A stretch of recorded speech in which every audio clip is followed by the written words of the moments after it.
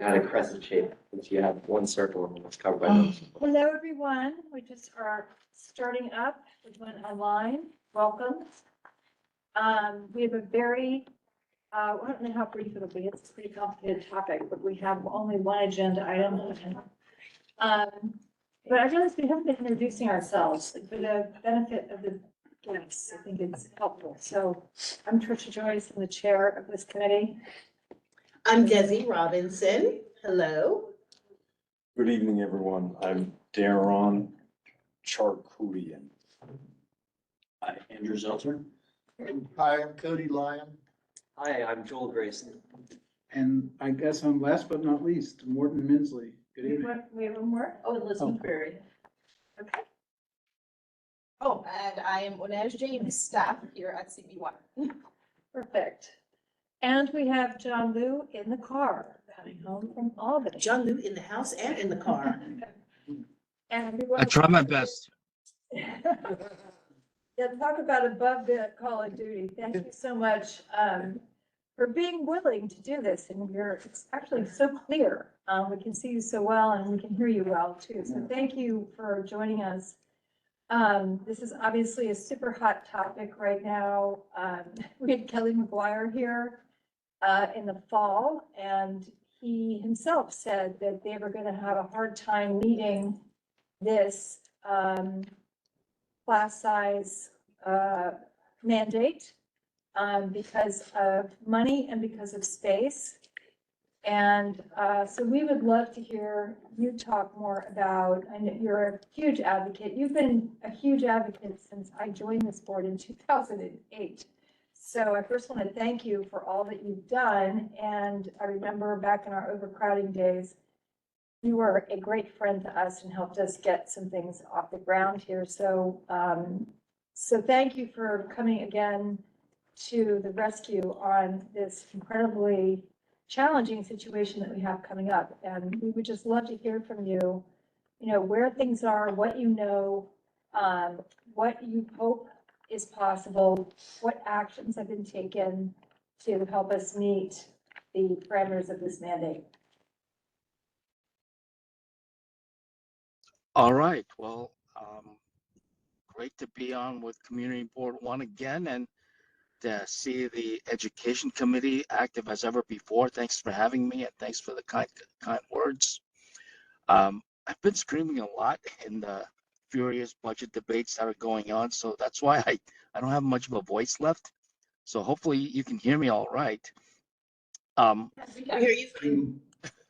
Good, thank you. So I'm happy to talk about this really important issue.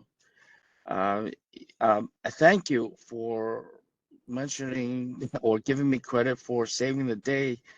Hard to believe, but that was 16 years ago when we had overcrowded classes in the city of New York. And the bottom line is that we still have the same problem today in 2024.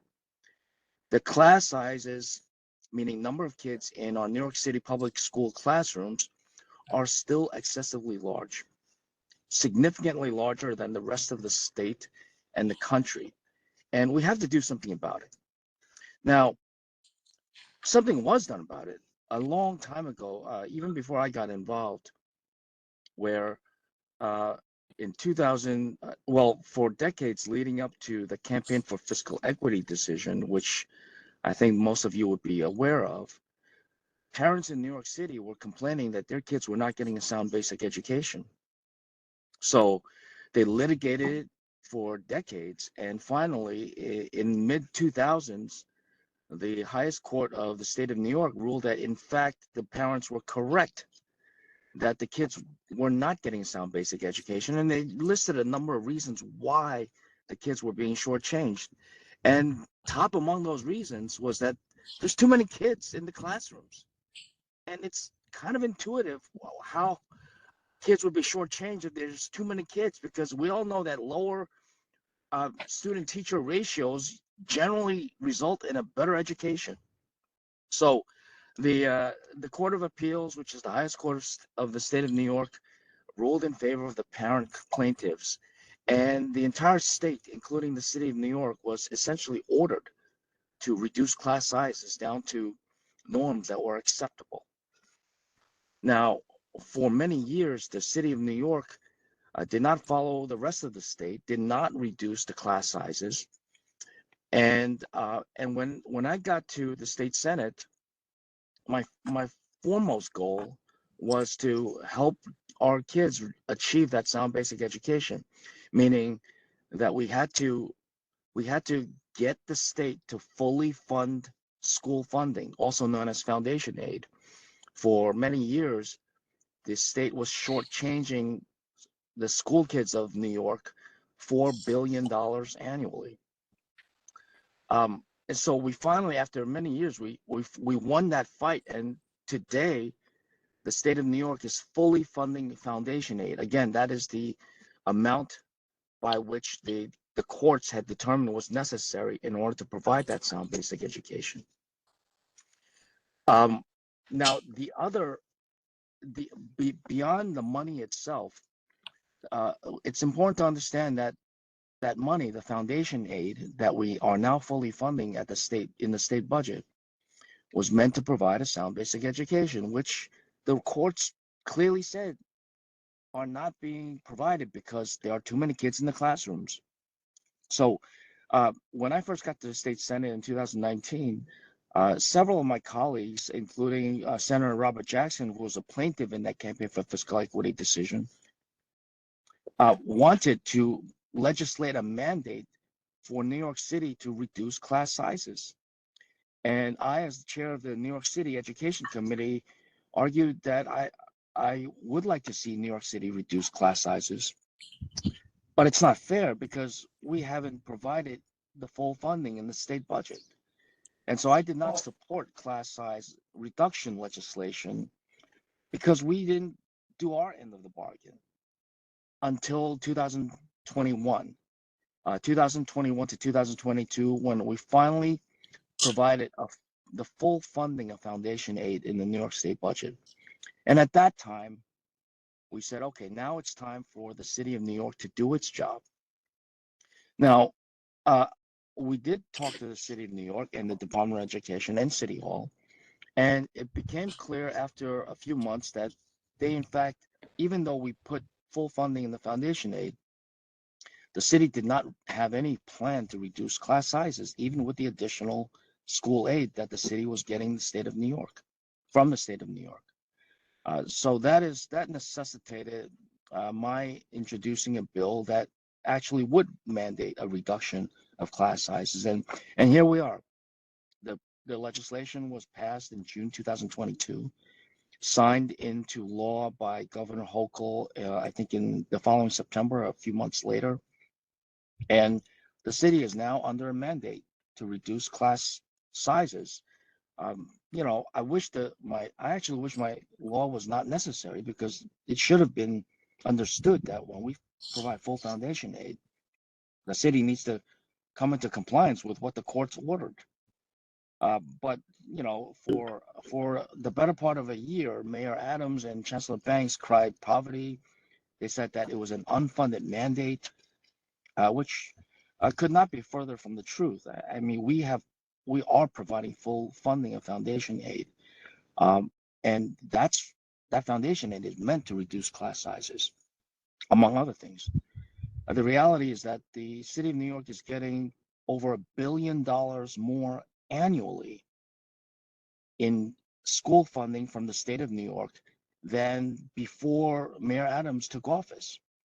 So it's I've been disturbed by the cries of unfunded mandate. Thankfully, in recent months, the mayor and the chancellor have ceased that cry and have affirmed that they intend to comply with state law, which is the reduction of class sizes down to thresholds of 20, 23, and 25 students based on, depending on what grade you're talking about. So this is where we are. And now the Department of Education is finally starting to concede or accept that they need to do this. Now, there's a great deal of anxiety among some parts in the city where the overcrowding is the most severe. And some parents are concerned about what kind of transition will take place. They're most concerned that the schools that they wanted their kids to get into or try to get into will be limited in size, in enrollment, because of the need to reduce class sizes. So this is where I'm trying to work with the Department of Education to make sure they have a coherent plan, and all, there are a number of there are lots of advocates and different stakeholders, including CECs across the city, who are looking at this issue carefully. And I applaud this committee of a community board for being so attentive to this issue. I can keep talking and talking and talking, but I feel like I probably gave it enough of an introduction, and I'm happy to answer any questions that anybody has. Or happy to just keep talking. Well, I mean, my big question has always been like, what was the deal between the state and the city? Like, the state had what they were paying towards this. What was the city's part of the deal? Because they're making it sound as though it was all the state. And I thought that, Mayor Adams was going to have to, whoever the mayor was going to be, was also going to have to put some money aside in addition to what the state is giving. And how is that money funneled to our 1,820 schools? If we're talking $1 billion that's coming from the state, what does that trickle down to in terms of 1820? My phone doesn't go that big, but maybe if somebody has a 500,000, I'd be super curious to hear what the number is, because when you look at the realities of lowering class size, you're gonna have to add a section per school, given how bad the situation is. I remember my daughter walked into a class of 37 at Millennium High School. 500,000? It's $1 billion is what John said they give the city, gave them last year. And we have 1,820 public schools in New York City, serving 985,000 students. Okay. Right. Yeah. So Every school is going to need an additional section per grade, is what I'm saying. And in addition to that, we have space constraints, which could also mean new building. So we're not talking about a small amount of money. And I'm just curious, what is the funnel? Are there exact numbers that we have to work with as a city? And what is the city supposed to be getting? Okay. So the city is getting more than $1 billion of additional school funding since Mayor Adams took office. And that it's not $1 billion that the state is providing the city of New York. The state provides somewhere between 16 and $20 billion a year. This $1 billion I'm talking about is funding that's in addition to what the city was getting prior to Mayor Adams taking office. Now, how the city allocates the 16 to $20 billion, it fluctuates a little bit from year to year. 16 to $20 billion a year of state school aid to the 1,800 schools in New York City. That is left up to the Department of Education. The state does not tell the Department of Education exactly what to do, especially since the mayors, starting with Bloomberg and then de Blasio and now Adams, they want control. They want mayoral control. So when we give mayoral control, it means that we don't try to micromanage. we try not to micromanage how the schools are run, but we still have to insist that they comply with the state constitution as interpreted by the courts, which require sound basic education and require that classes are not overcrowded. So it's up to the Department of Education to come up with that plan to allocate the additional funding in order to, number one, hire more teachers, because obviously you need more teachers if there are too many students for teachers on average. And number two, to build more classroom space. Now, not every school is in the same position. There are schools where within the current building, there is still space to create more additional classrooms. Then there are schools where there's just no more space inside the building, but there is still space outside on the school property, on the land.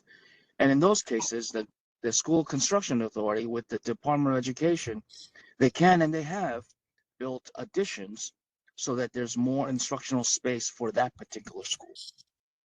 And then there are schools that have absolutely no more space inside the building and no more land outside. In those cases, I expect that because the class, if the classes are overcrowded with too many school kids, then clearly the enrollment needs to be reduced. Otherwise, they need to figure out how to get more space within that building or on that land. And so this necessitates the Department of Education to add school construction to their plan. Now, unfortunately, the school construction plan is the smallest that it has been in a very long time. I've been working on this issue for well over 20 years in various offices that I've held. And, at a time when the city is supposed to be serious about reducing class sizes, their school construction plan does not even reflect any way they're addressing this issue.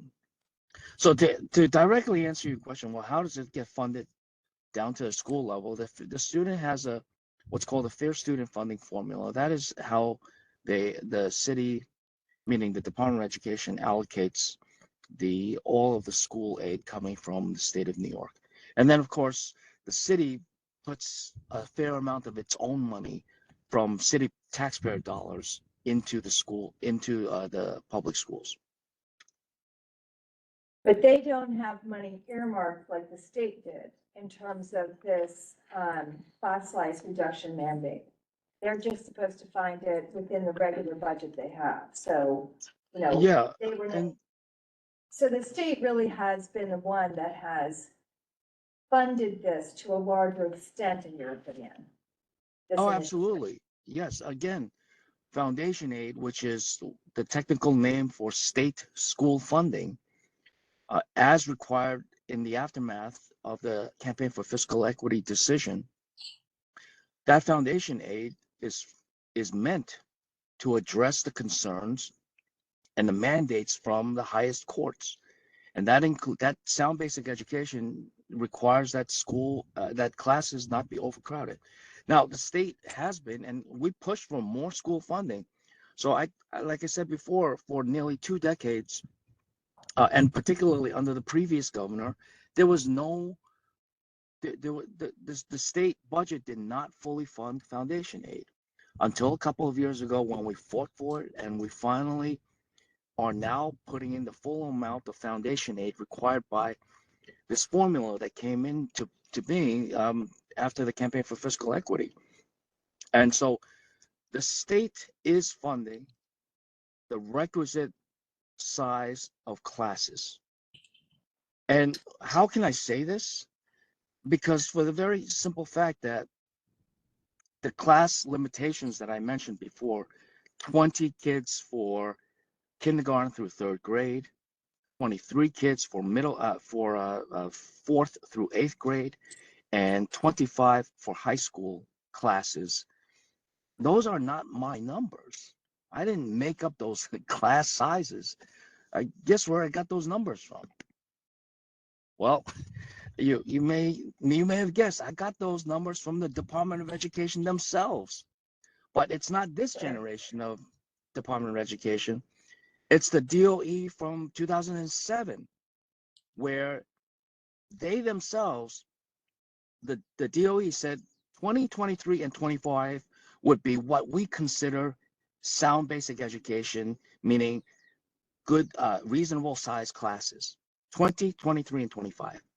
And then in the calculation of the state foundation aid, the state education department used the DOE's numbers of 20, 23, and 25, and the DOE's estimates of how much it would cost the city to reduce class sizes down to those numbers that the DOE came up with themselves.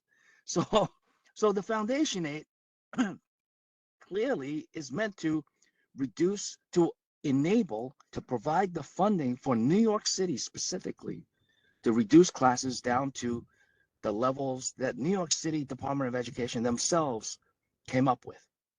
Now, I'll tell you the big problem.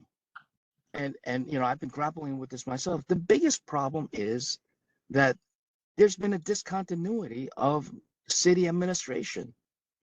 When I began as a state senator, it was Mayor de Blasio and Carranza, Chancellor Carranza, and then Chancellor Porter. And we had a lot of discussions with them. And they said, we'd like to reduce class sizes, but you still owe us money. And so that always, that shut me up, because it's not fair to make the city reduce class sizes that, you know, according to the plan that they came up with themselves back in 2007, when we had not yet provided the full funding. But once we did provide the full funding, we now expect the city to reduce the class sizes, which is what the funding is for. But the big problem is that we had a change in administration right at the same point. That 21 to 22 fiscal year saw a new mayor come in. The new mayor saw an increase in state aid for schools, for New York City public schools, but didn't quite understand or appreciate the history that got us to that point. So Mayor Adams is getting a lot more school funding, but he decided to use that money on other things. And I don't cast aspersions or cast judgment on the other programs that he initiated, but the reality still remains that the city is required to provide a sound basic education, which necessitates the city reducing class sizes and using the foundation aid appropriately, i.e. to reduce class sizes. Well, it sounds like, I mean, if you do the numbers, it's tight, but you have 1,820 schools. It's about $520,000 a school. We've got some of those are 5, some are 3, some are 4. That'll probably buy us a teacher per grade. It won't buy us a school building necessarily. But if there's a way that put money aside as well, to see how this could take shape. It sounds like mayoral control should not mean that they have discretion over how to spend state money that comes in for a specific mandate. He's talking to somebody else. And maybe that's a resolution. That was you flying? Oh, I thought that was him. Tell him I say hello. Thank you. I'm sorry about that. It's all right. So yeah, look, I mean, your numbers are correct. Your numbers are correct, but as I said before, not every school requires anything. There are lots of schools in New York City that don't require any more teachers or any more school space, because the classes within those schools are already in compliance. In fact, 40% of about 45% of the school's classrooms are already within those limitations of 20, 23, and 25. And so this is not a situation where the classroom overcrowding is uniform across the city. So there are some schools, they don't need any of that additional foundation aid. And there are other schools that require much more of that additional foundation aid. That is why the Department of Education, along with City Hall, needs to fashion a plan to reduce class sizes by, number one, creating more space within schools that have the space. Number two, building additions that where there's no more space in the building, but there's still space outside on the land, and then building more schools overall. Which, you know, it confounds me why the city has the smallest school construction capital plan in many years. That does not jive with what they are responsible for doing. And then, of course, hiring more teachers. Maybe they don't see this as part of the mandate. I mean, none of our schools were built inside the capital plan, John. I don't know if you remember that. But we literally, all 5 of the schools we got built during that time were auxiliary was funded not through the plan. So my. No, hold on. I mean, hold on. Pass a resolution that earmarks the money and forces them. I mean, this is what's always perplexed me about the government, is that the state is giving this to the city because of the mandate. They've earmarked the funds for this purpose. And yet we still have a situation where the mayor does as he pleases and all the money can just evaporate with no audit. I've never seen anything run like that before. I mean, to me, they should be on the hook for an audit of how they spend that money to meet this mandate. It's a law that they have to abide by, just like the rest of us tax-paying citizens.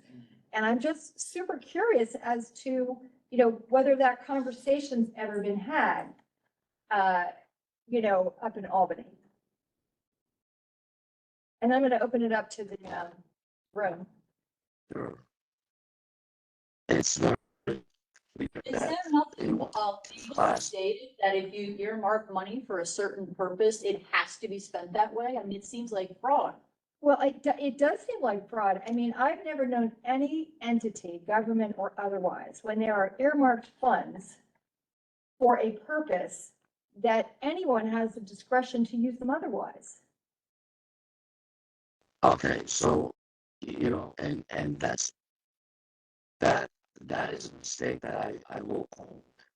Because when we fought on the foundation, we by the city over $1 billion of annual additional school aid from the state budget. I did it in good faith because that was what the foundation aid formula was. That was what the foundation aid formula owed to the city. I never imagined that we'd have this legislate specifically earmark that those funds are meant to reduce class sizes. The city always knew that the Department of Education both know for many years that they need to reduce class sizes. So I didn't stipulate in the additional budget that, okay, this is earmarked for reduction of class sizes. No, foundation aid was always meant to provide a sound We're basic losing education. your audio a little bit. We're going to try to. I'm It could trying have to. been my voice. I lost my voice, which is why I don't think it's audio. I just lost my voice. I think we've got issues on top of your hoarse voice that are happening, but I think it might be. Can you hear me now? 1, 2, 3. it might be the internet. We can hear you almost well enough, but it sounds as though what you said was that it isn't required by them. But It can stipulate earmark the additional school aid for the purposes of class size reduction. I always saw that, the city understood that when we fully fund foundation aid, we provided additional $1 billion to the city, that they would need to reduce class sizes. I mean, we've been telling them to reduce class sizes for years, and they would always say, well, we will do that when you give us the money. And the big problem was that was under the previous administration with de Blasio and Carranza and de Blasio and Porter. And then just as we provided additional school aid, got a new mayor and didn't own that problem, which is a big problem in the discontinuity that is inherent in mayoral control. Is that something that can be done retroactively? Or how about Well, next year's? I mean, look, I think right now that the city, the mayor saw calling on funding mandate and says he intends to cut. When is the state of funding, John? Like, when does the state give this $1 billion again for the following year? When does that get dispersed? We're going to do it again. When instead of the budget, it's an annual thing. Remember, it's not just $1 billion. It's an additional $1 billion, which the state aid for New York City schools is between $16 to $20 billion each year. So it comes, a lot of money comes from the state in order to fund New York City public schools, which is good. I actually have I was told that this would be from 6 to 6:30. I'm late for another meeting now. I think your question before. We have someone ask a couple more questions from the room. Yeah, please. Yeah. Martin? Yes, hi, Senator, good evening. Nice to see you again. I'll try to make my question fast, without the preamble. I'm most interested in a related issue, of elementary education. I think I mentioned this the last time I saw you. The city is adopting new, literacy curriculum. I have a third grader in public school, and, there's a concern about the funding of the training of the teachers or, to adopt, in the adoption of this literacy curriculum. And, you know, the class size issue makes it even more expensive, right? Because if you're gonna have smaller classes, you can have more teachers, all of them have to be trained. And then there's another related issue. It's an issue of equity because in the wealthier, in schools in the wealthier districts, they raise money, the PTAs raise money to provide assistant teachers, and that's a big fundraising item in a lot of schools. And you don't see that in schools in less advantaged areas. And is there any money, firstly, is there gonna be money in the budget for the training of the teachers to adopt the new literacy curriculum? And two, is there any way that the state could contribute to providing assistant teachers for at all schools, rather than just privileged schools in privileged areas? The foundation aid provided by the state on an annual basis goes to all schools. And any of the schools that are, or perhaps some categorized as low-income areas, they do get a lot more foundation aid than other schools. That is according to the city's student funding formula. They won't tell the city exactly how to allocate that money. It's up to the city because the city has to make all control. And you know, the state does not say we're going to provide X amount of more money for assistant teachers or for a particular program. Foundation is what we try to increase as much as of each year, and including this proposed budget that hopefully will pass in the coming days. That'll provide hundreds of millions of dollars more for next year for New York City Public Schools. We don't say this additional money has to be for assistant teachers or whatever. It's foundation aid, which in general sense means we allow the school district to decide what the priority is. But they still have to provide a sound basic education as interpreted, as required by the state constitution, interpreted by the high courts. So what about, The city. could you comment about the training, money for training in the? That's actually a school-based thing, Morton. I can tell you about that after we get off. And But that's not, I it's not thought that- required, a lot of teachers, don't, which makes that complicated for I- principals. I thought there's a bill pending in the Carol. Oh, I didn't know that. But I do know that a lot of principals A bill pending where? that I know. A bill pending where? What bill? Asking about pending where. Bobby Carroll introduced it. I'm not, I haven't checked on the status lately, but there was a. Assembly Carroll, Assembly Carroll has long had a reading and literacy bill that my understanding is that the Adams administration largely adopted that as part of their new reading NYC reads. So, you know, I think that's largely been incorporated into the Department of Education plans. Anybody else have a question for John before he loses this entire voice? And, you know, there's been questions, I'm happy to come on the next time when we're done with the budget. I'm happy to come in person if you can stand me. I'm sort of We have one. unrelated, but related about the funding. I work at the NCC down the street, and I know there's something pending about taxing, about Columbia and NYU being taxed for property taxes, which they haven't paid in over 100 years or so, and funneling some of that money to community. Where does that stand?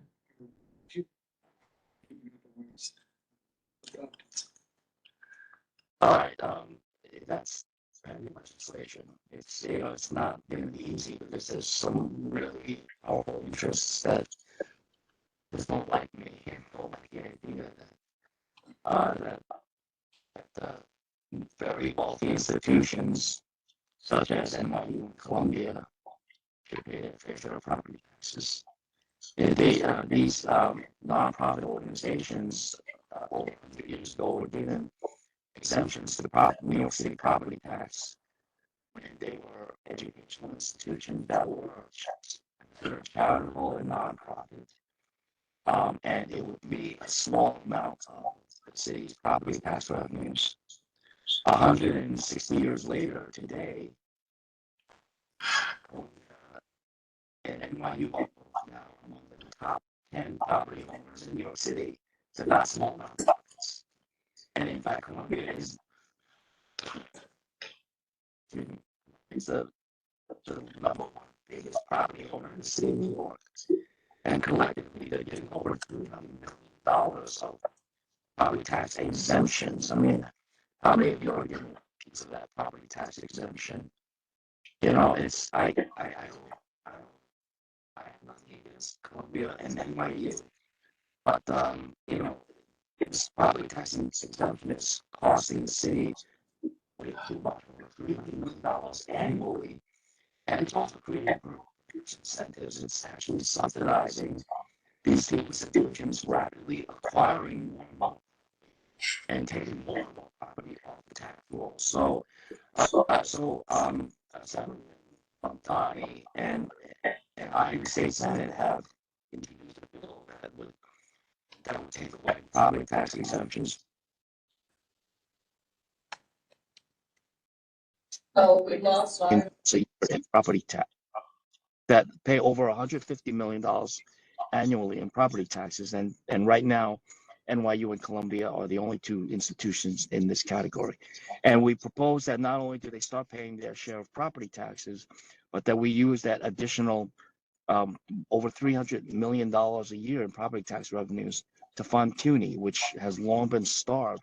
If you think about the number of college students that we would be serving with the $300 million, that's like 10 times as many students in CUNY than there would be at Columbia and NYU. And again, I got nothing against Columbia and NYU, but they're not small nonprofits anymore. They're the biggest property owners in the city, and they should just pay their fair share of property taxes. I agree. Great. Thank you. Thank you so much, John. Anybody else have anything for John? Thank you so much for making this time for us. We'll take you up on your offer to come back. Absolutely. Thanks very much. And stay on top of this, please. Thank you. We might be doing a resolution. We'll send it your way. All right. Terrific. Thank you. Oh, well. I'm thinking, I read through the one that we passed to Laney's, and I'm thinking we do another one. I mean, by the time this budget for next year is decided, I find it appalling that they can take $1 billion and not account for it. I just find that to be utterly appalling. And, we're just going through this thing with the Harbor School, which I'll be putting on the agenda for next month. And just everything, it's like the city has been operating like a business when they want to, like doing deals. But then there's just no accountability. I've never seen anything operate like this in my life. They forbid principals to talk to architects. Like, the Harbor School has this super specific parameters around how their certificate program has to go. I mean, they're teaching kids how to dive in open water. It's a marine biology program.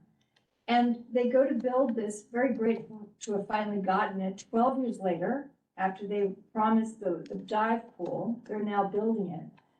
But they said that we'll take your points and we'll take them back to the architect, but you can't talk to them. So they took the points to the architect, but the points that they took were just, this is what we need, right? And they gave them what they needed. And the architects went back and started drawing something. And what needed to happen was an exchange, because there were never questions that were permitted by the architect back to the programming people at the school. They just had to take that initial influx of, you know, please do this, please do that, we need this, we need that. And they did it, and now we're being told the design is done, much like at PS 150, much like at 276, which really suffered the worst blow in that department. I mean, I walked that with the principal where they opened it. And there was a classroom that was built for music, to have instruments on kids' laps. And that isn't where the music room was supposed to go. And so they had to use that classroom as a regular academic classroom, which is really against the fire code. You have to have 800 square feet for 25 kids and a teacher. And this room was probably 350. And they had to hold a class in there. And then the reason that the DO or the SCA is telling us it cost them $850 a foot to build the school is because of all the code you have to fill. Meanwhile, kids are studying in hallways and closets and God only knows what other spaces that aren't legal. And so it's really hard to resolve this. So I'll be talking more about it at the next meeting, but I'm just coming off of that, where we look at this tremendous amount of money that's being, you know, given to builders, the SCA's, the contracted builders, and there's no auditing of that spending either. That worries me about this class size bill. Let's say if we are giving $1 billion, let's say we have 40% compliance. So now if we have 40% compliance and those schools don't need anything, that puts about, you know, 800,000 into the pocket of each school that needs something.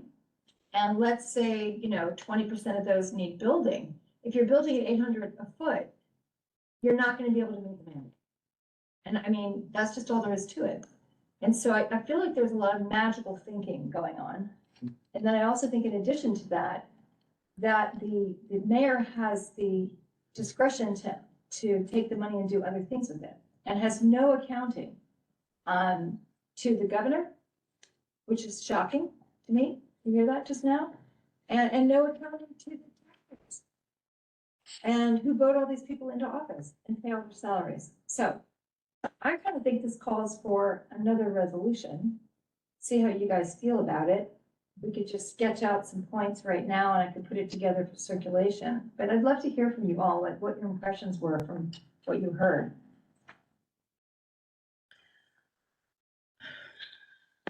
So I might have missed it in. Feels daunting. What'd you say?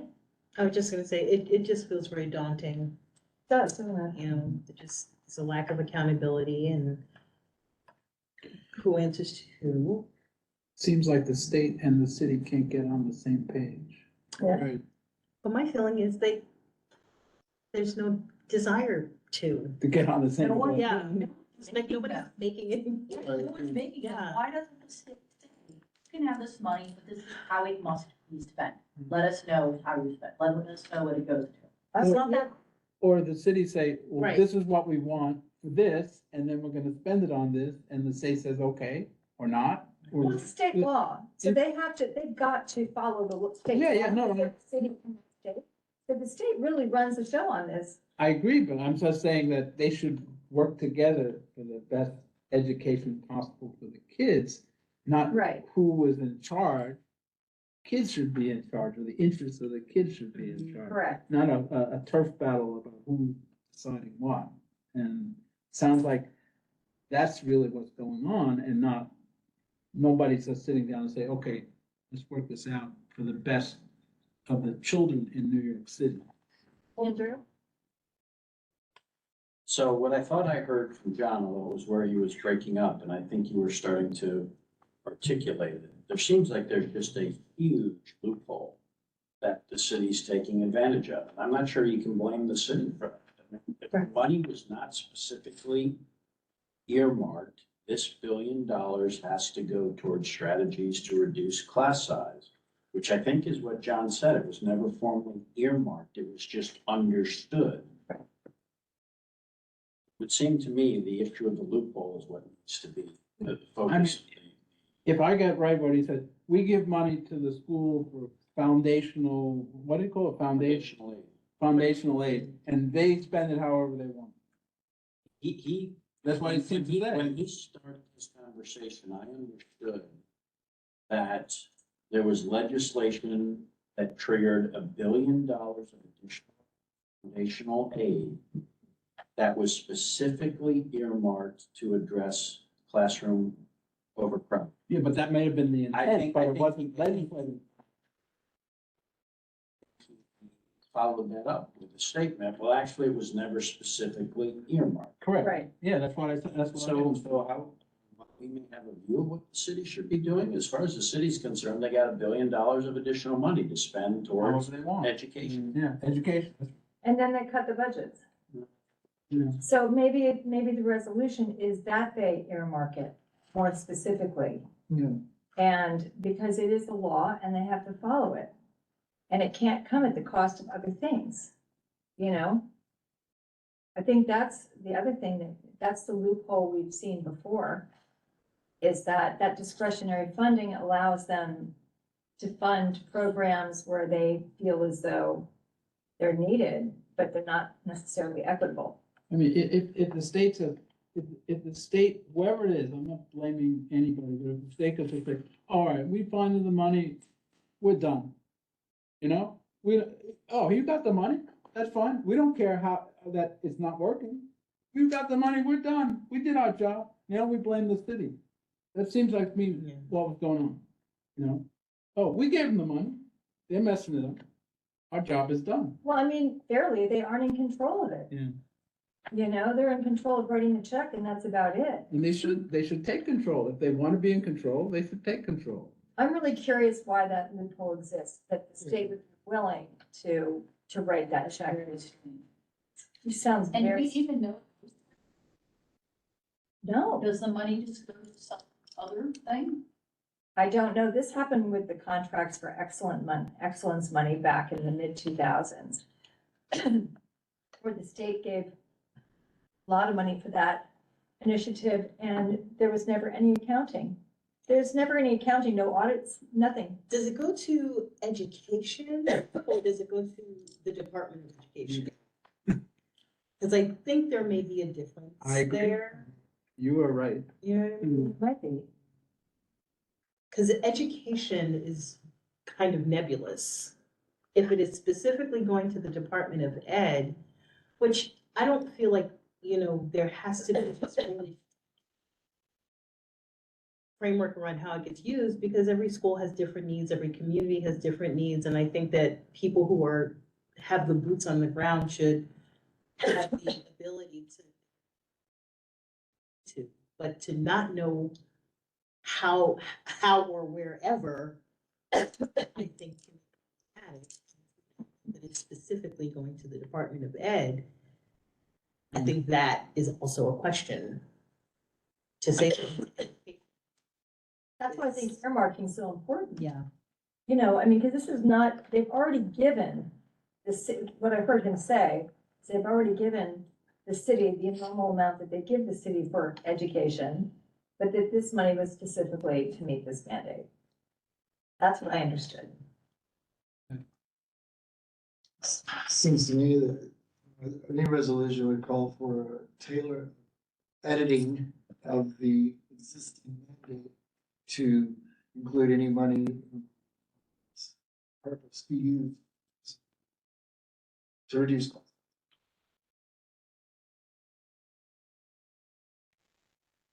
Yeah, I think an earmark, you know, and an audit. What I don't wanna hear is that, okay, now we earmark this to reduce class size, but now we can't do whatever, school lunches, and now we can't do, so.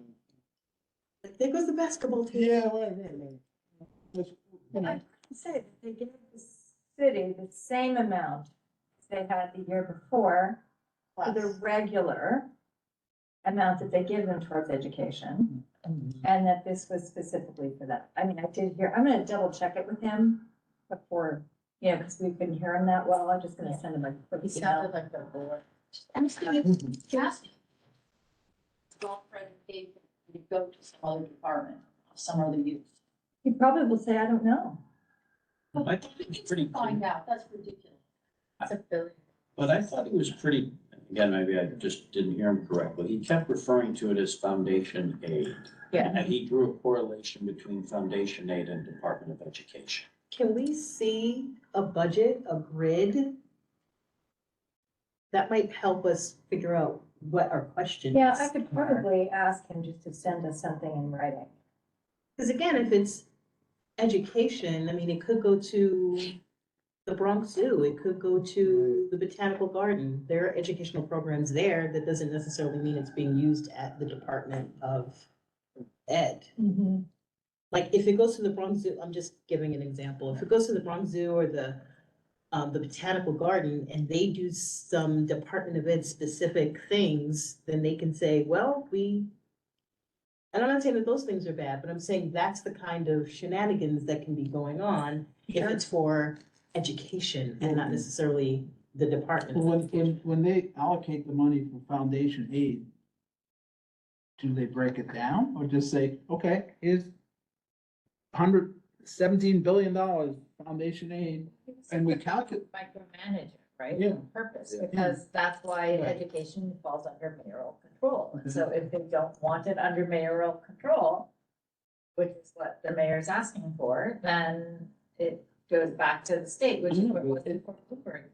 It sort of allows them, both sides to blame the other, or the city says, oh, we don't get enough money, and the state, well, we gave you the money, we didn't allocate it. Right, and the argument, at least in the press, I mean, one of the reasons why we started this, request study coming in the first place was because there was all this discussion in the press about the fact that the city is supposed to reduce class sizes, but that there was no associated funding. And it's clearly stating that there is Right. funding. It's just like PR that there is. And then the other thing is if this is sort of a graduated sort of thing where we're saying, okay, like, what was it, like 20% of the schools have to have it, and then, 40%. So if the 20% are already compliant to begin with, yet DOE got $1 billion, because like COVID days, a lot of the class sizes went down, so they were just naturally in compliance. They didn't have to do anything, but there was already $1 billion of extra funding that came into the DOE system. Then what was that $1 billion used for? Was it used to prepare for the next? Look at all 20 erasers. Well, it takes them a long time to build, as you know. Yes, And so what they should have done with it, I don't know the answer to your question, yeah, but what they should have done with it is to start taking an inventory. Right. And start building. And, whether it's in the capital plan or not, because that, that's really where it should have been, in my view, but whether or not it's there, it just has to be done. And it takes them a good 4 years to build a school. I mean, couldn't we ask the city and state controller, do they have a line item, audit of what is considered under education? So I've already asked the controller this several times over my tenure, and they have never audited the DOE and the SCA. It's extremely controversial for some reason. Because, However, Scott Stringer was willing to do it. yeah, He just didn't, he said he just couldn't get it done while he was in office, like physically couldn't get it done. Because he had to fight to be able to get it approved, but he really, really believes that it should be done. So there is the thinking that it can be done, and I think maybe this is the year that we push on it again. We have a previous resolution about that audit. And it unfortunately, was kiboshed. Anyway, Andrew? Time to revive it. So what is the primary objective from this conversation and a proposed resolution? I had just thrown it out because I think that if my taxpayer dollars are going to have the state of New York sending $1 billion extra to meet this mandate, that I would like to know that it's being spent that way. I would like to know, how many of our schools are gonna require building to be able to meet the mandate. I would like to know what they did with the money this year. I'd like an audit. And I'd like an audit after it's year by year as to how this money is being spent. This is a law, it's a state law. And I feel as though this strange thing is happening where it's just a little muddy. And I can't think of another, again, like my clients give me an advance and then I have to give them a full accounting of how the money was spent. No, they're paying me to do something and I have to give them an accounting for it. So I'm just curious as to why this is so wishy-washy. So that's sort of what I had in mind with the resolution. But we can always add to it and. But I guess, taking what you've said, is our objective to reduce class size?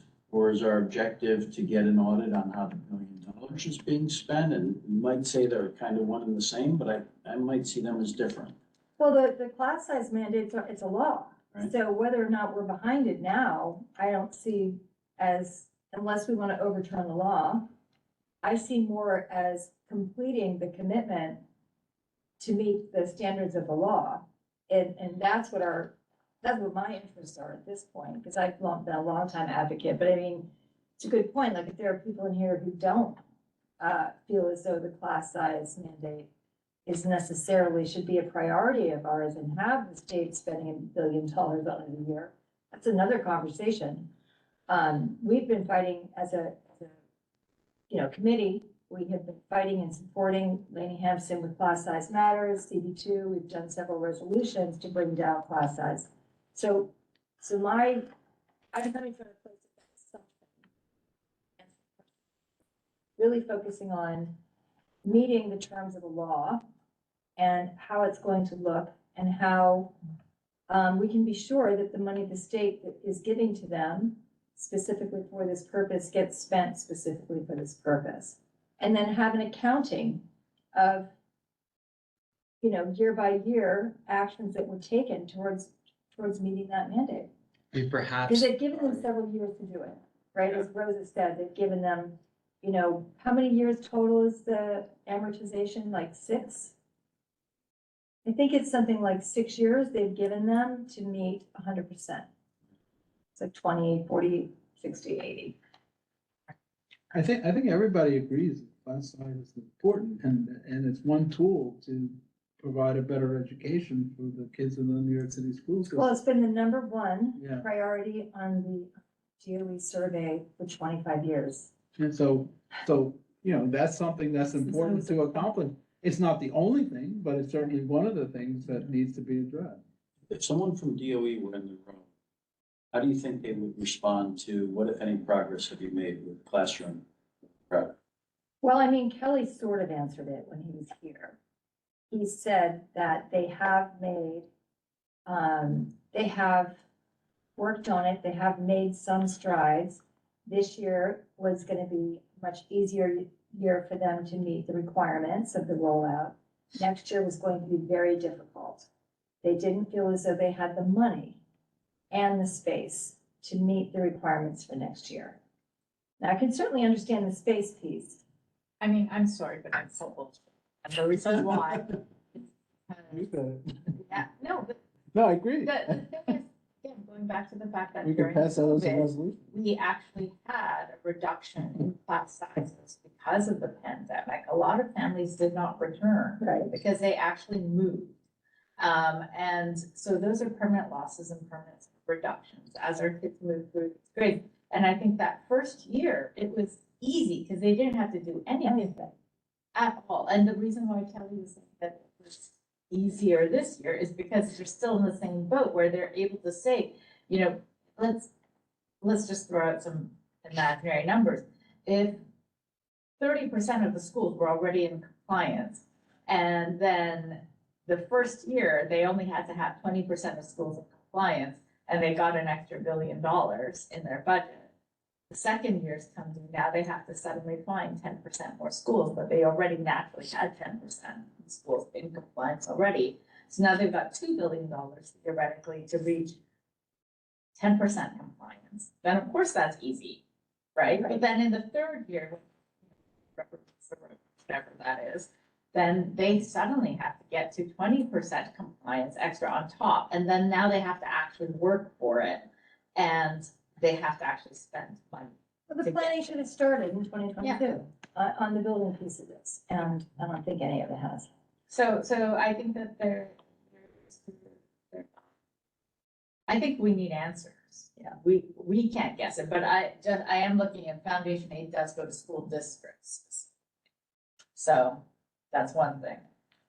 Well, the school districts are responsible for dispersing to the schools, that, you know. Yes, so that's where the foundation aid money goes. It doesn't go to, I don't know, the temple gardens, whatever, but.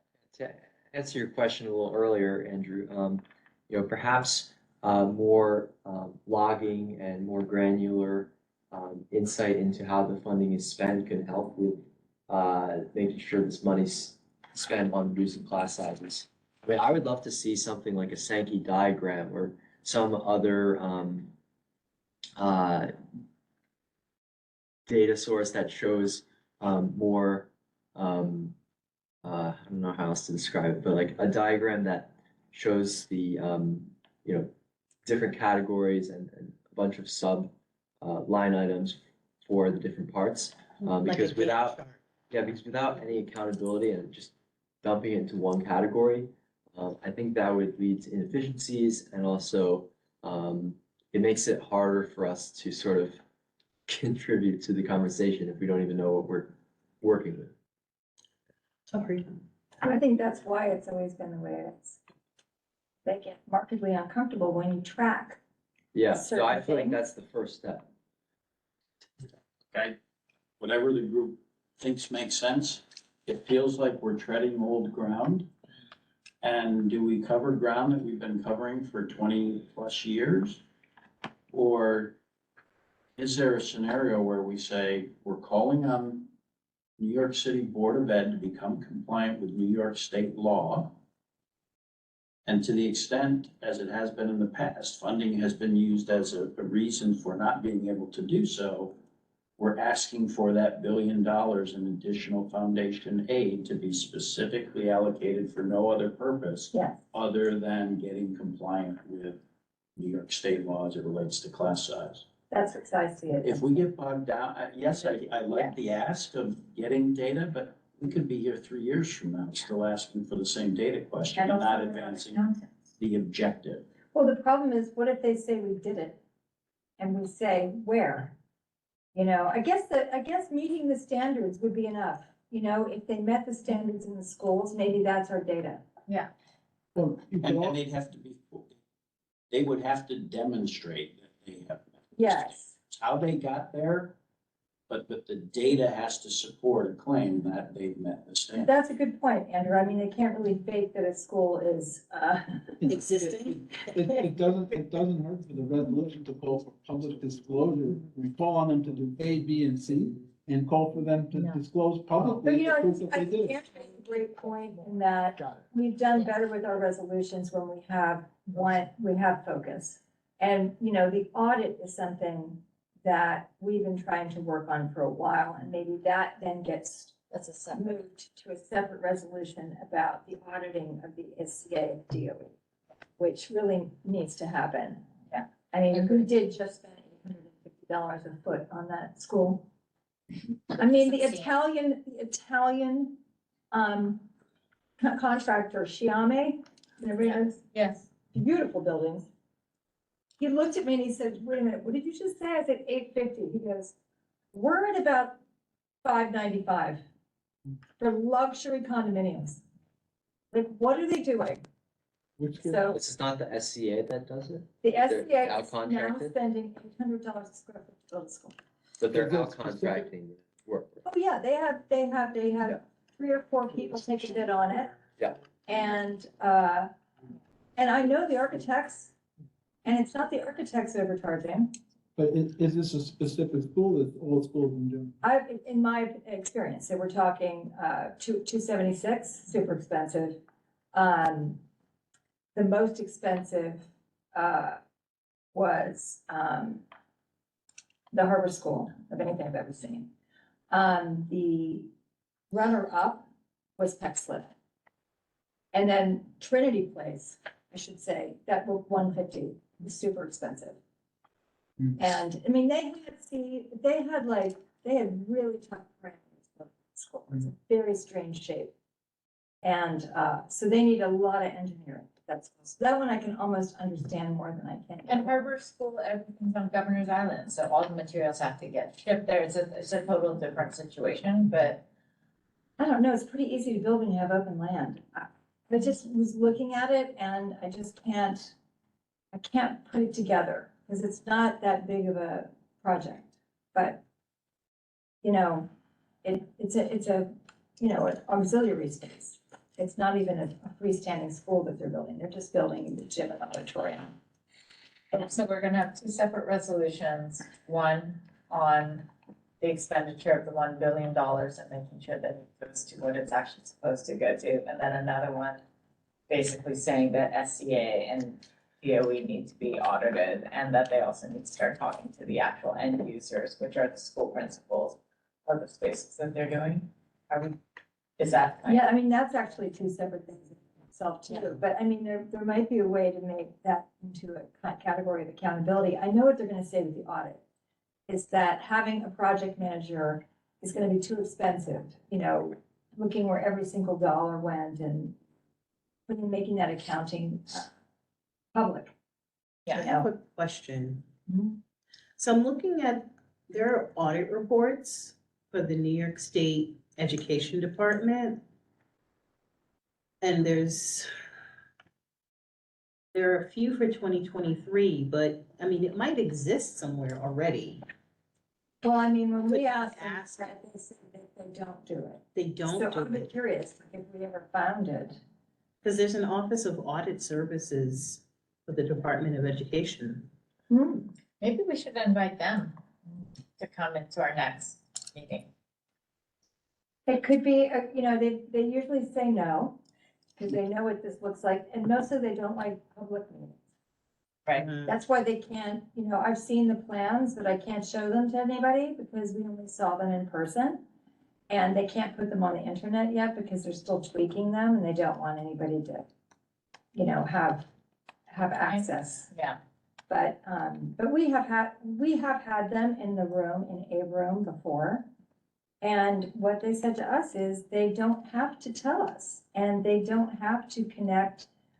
I think what Andrea Bender said, it's not in our practice to connect architects with principals. That it's not appropriate to do that. It sets us up for too many, makes us liable in a way that we're not prepared to be. And she did answer the question. It was asked to her.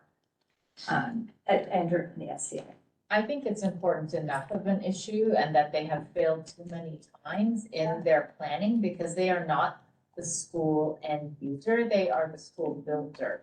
But that means that they basically are making something, but they're not actually dealing with the ramifications of doing it poorly, which is sadly what we have found in pretty much every project that they have done. Well, what's interesting is that we did have this conversation right before they started the Harvard School.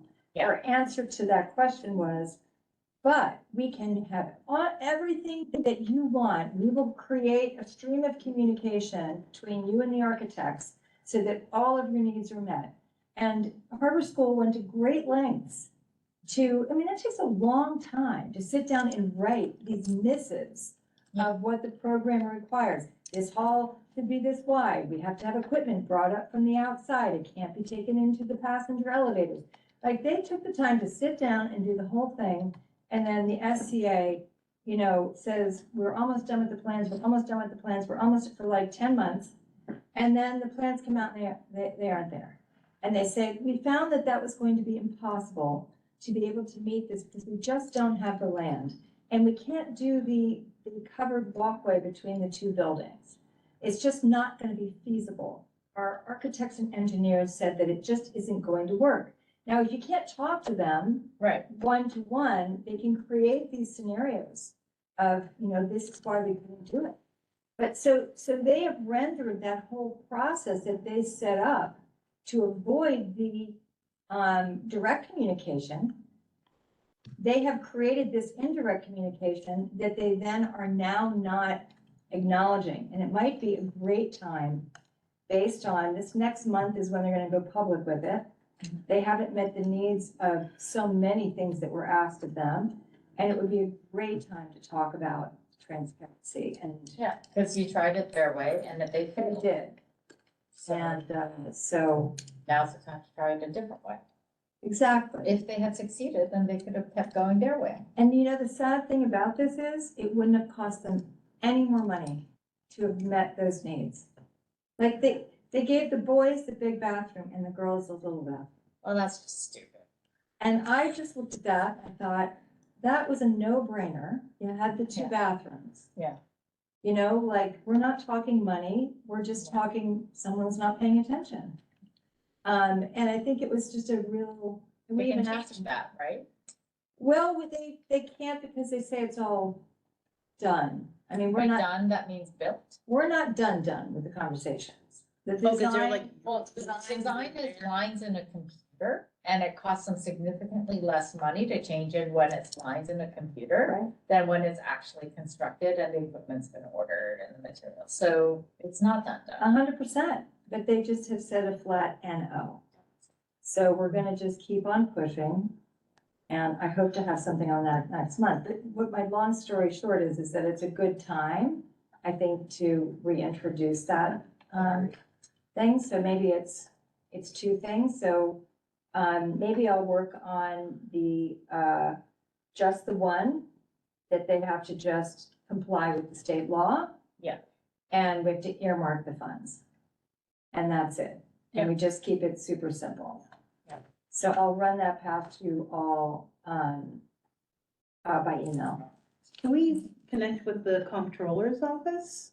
I did connect with the comptroller's office.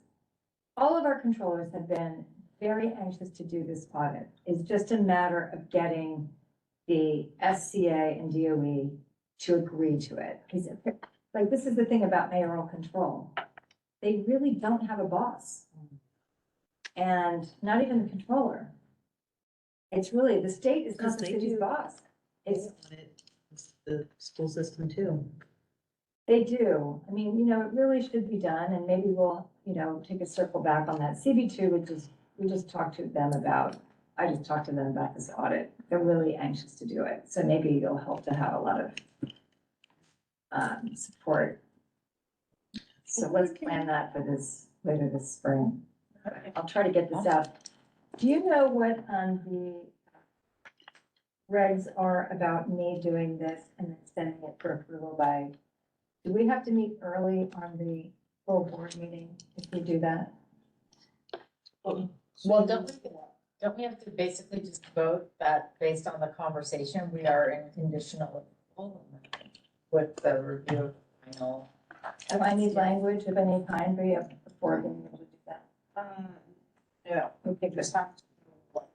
So that's what we're doing. See what exactly. Okay, good. So it's going to be that the New York City DOE must become compliant with the state law, and that the funds from the state to the city are earmarked for this purpose only. That's it. I, Agreed. Anybody second? All right, all in favor? All right, passed. Unanimous. Yeah, it'd be nice to, I mean, everything around us in our culture right now is becoming more transparent. Maybe it's a better time than we've had in the past to Right. get this done. you also want to vote on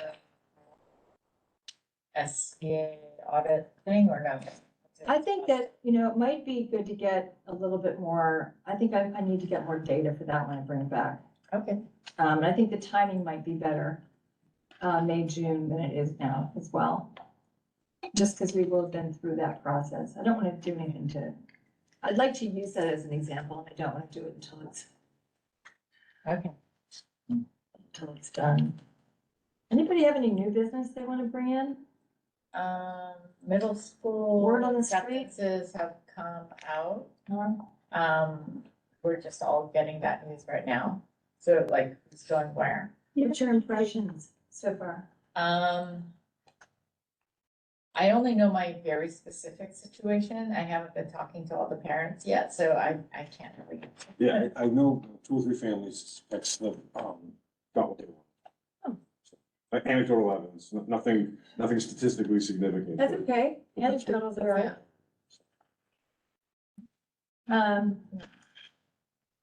Sorry, I don't have more details. I Okay. just wanted to let you know that that happened.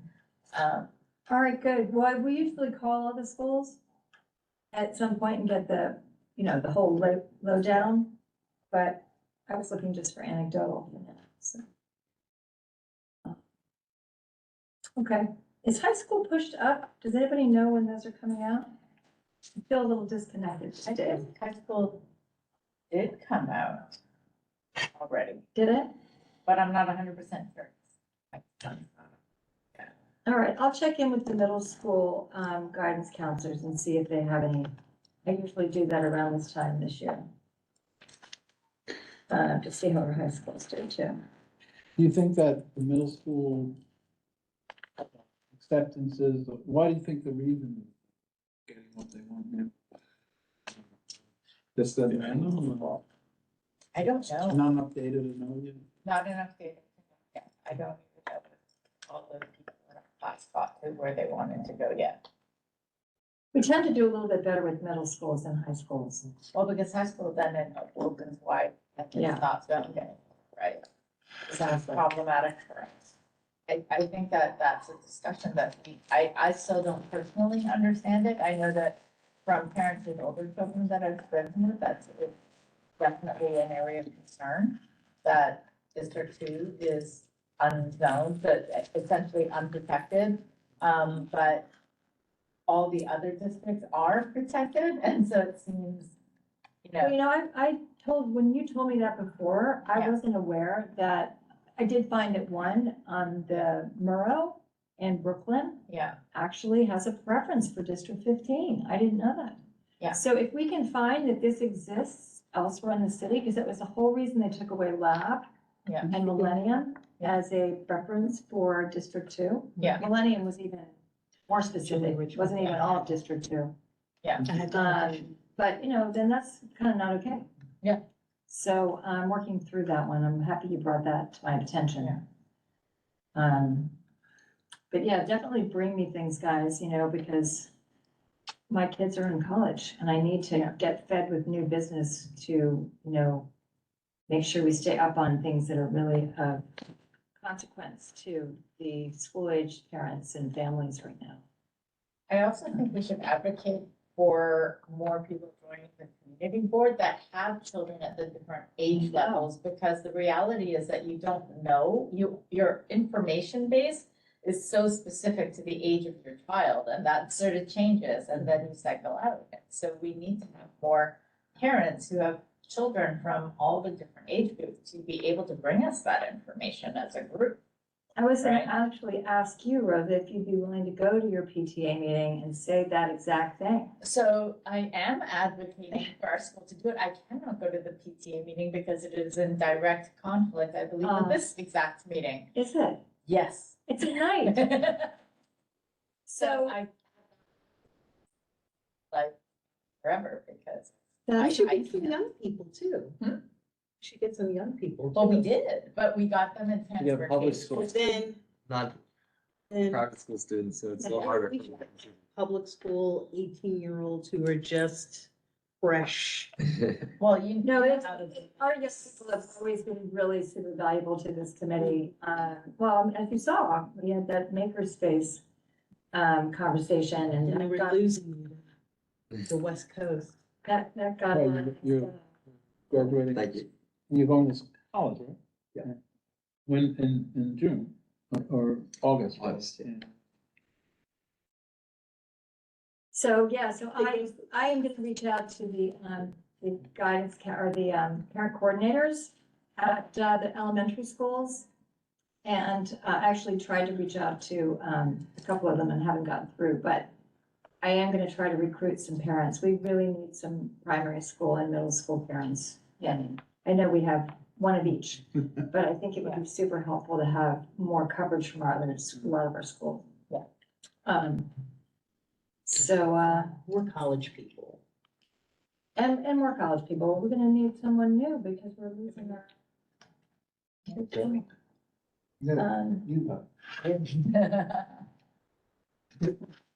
that everything, Taking everybody? his talents and his dimples to the West Coast. To the west, All right, everyone, I guess we're a wrap. Thank you. thank you. Have a good night, everyone. Good night.